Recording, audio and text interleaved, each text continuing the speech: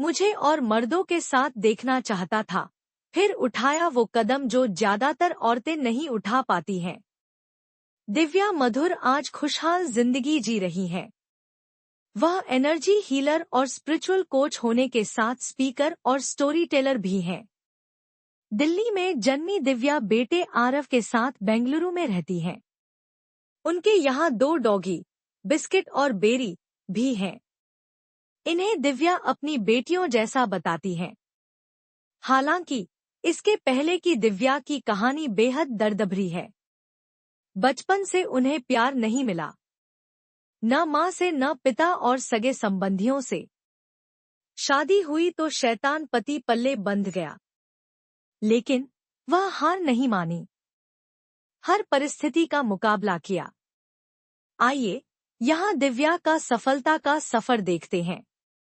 दिव्या मूल रूप से दिल्ली की रहने वाली है। राजधानी में ही उनका जन्म और पढ़ाई लिखाई हुई। उनके असली पिता माँ से मारपीट किया करते थे। शराब, जुआ और व्यभिचारी होने के साथ उनमें और कई तरह की खराब आदतें थीं। इसके कारण उनकी माँ ने पति को छोड़ दिया था। इस तरह दिव्या अपने बचपन के दिनों में नाना नानी के साथ रही। नाना ने माँ की दूसरी शादी कर दी। नाना नानी के घर में भी हाल बुरा ही था। बात बात पर नाना दिव्या की नानी को पीट देते थे। जब दिव्या सिर्फ 3 साल की थी तो नाना ने दिव्या की माँ की दूसरी शादी कर दी। सौतेले पिता को दिव्या फूटी आंख नहीं सुहाती थी। वह तरह तरह से उन्हें प्रताड़ित करता था। उनके साथ घर में बहुत बदसलूकी होती थी।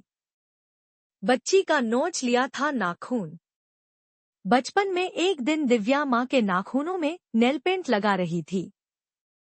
अपने नाखूनों पर भी उन्होंने इसे लगा लिया था। कपड़ों पर भी यह लग गई थी। जब शाम को सौतेला पिता लौटा तो उसने दिव्या के नाखूनों पर नेल पेंट लगा देखा। वह इस बात से इतना चिढ़ गया कि उसने बच्ची का नाखून ही नोच लिया। माँ वापस लौट आई घर। सौतेले पिता के अत्याचार से ऊबकर दिव्या की माँ बेटी को साथ लेकर वापस नाना के घर लौट आई। लेकिन सौतेला पिता पीछे लगा रहा। वह नाना को दिव्या और उनकी माँ के खिलाफ भड़काता था। इसके कारण नाना भी आए दिन नानी के साथ दिव्या की माँ पर हाथ उठा देते थे। जब पानी सिर के ऊपर निकल गया तो एक दिन माँ, नानी और दिव्या घर छोड़कर भाग निकले। दिव्या पर लगा मनहूस का ठप्पा। कुछ दिन रिश्तेदारों के यहाँ रहने के बाद दिव्या की माँ ने किराए का घर ले लिया।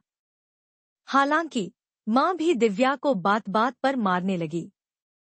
उन्हें लगता था कि अगर दिव्या नहीं होती तो उनकी जिंदगी थोड़ी आसान होती। नानी भी दिव्या को मनहूस कह कहकर ताने देती। सिर्फ मामा की हमदर्दी उन्हें मिलती थी। दिव्या के हाथ हुए पीले। कुछ साल ऐसे ही बीते। रिश्तेदारों के हस्तक्षेप के बाद तीनों वापस नाना के घर लौट आए। घर के खराब माहौल के कारण दिव्या ठीक से पढ़ाई नहीं कर पा रही थी। जैसे तैसे उनकी पढ़ाई हुई। 10वीं की परीक्षा उन्होंने अच्छे नंबरों से पास की। 12वीं के बाद वह कॉलेज जाने लगी। कॉलेज में उन्हें काफी अच्छा लगता था। वह नौकरी भी करने लगी। कुछ समय के बाद दिव्या के हाथ पीले हो गए। शादी के बाद जिंदगी ने लिया भयानक टर्न। जिस पति से दिव्या को प्यार की उम्मीद थी वह भी गजब का ही निकला। पति उन्हें पॉर्न देखने पर मजबूर करता। उसकी अपेक्षाएं अजब ही थी। वह मॉडर्न होने की अंधी रेस में दौड़ रहा था। उसकी तमाम तरह की फैंटेसी थी। इनमें से एक यह भी थी कि वह दिव्या को और मर्दों के साथ देखना चाहता था। शादी के कुछ समय बाद ही पति ने बेडरूम में किसी और को बुला लिया। फिर ये 2 से 3 हो गए। यह सब कुछ 8 से 9 साल तक चला। फिर मिला धोखा।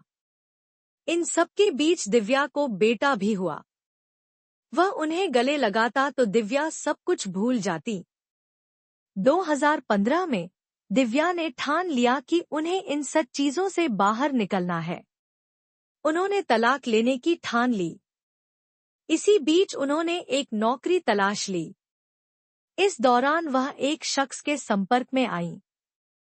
वह उसके काफी क्लोज हो गई। दिल की हर बात शेयर करने लगी। उसने भी दिव्या को धोखा दिया, यहाँ तक नौकरी छोड़ने पर मजबूर कर दिया। माँ ने भी कैरेक्टरलेस कहकर दिव्या से पल्ला झाड़ लिया। बेटे की लग गई बात। एक दिन दिव्या कमरे में उदास बैठी रो रही थी। इस बीच उनका बेटा आया। आते ही उसने कहा कि माँ, आप फिर रो रही हैं। मैं थोड़ी देर में आता हूँ।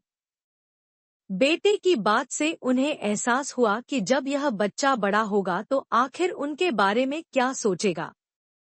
फिर उन्होंने ठान लिया कि वह इस तरह की जिंदगी बिल्कुल नहीं जिएंगी। बेटे के लिए ऐसी माँ बनेंगी जो वह डिजर्व करता है। फिर एक पड़ोसी की मदद से वह हीलर से मिली। यहीं से सब कुछ बदल गया। कुछ समय बाद दिव्या खुद लोगों को मेंटर करने लगी।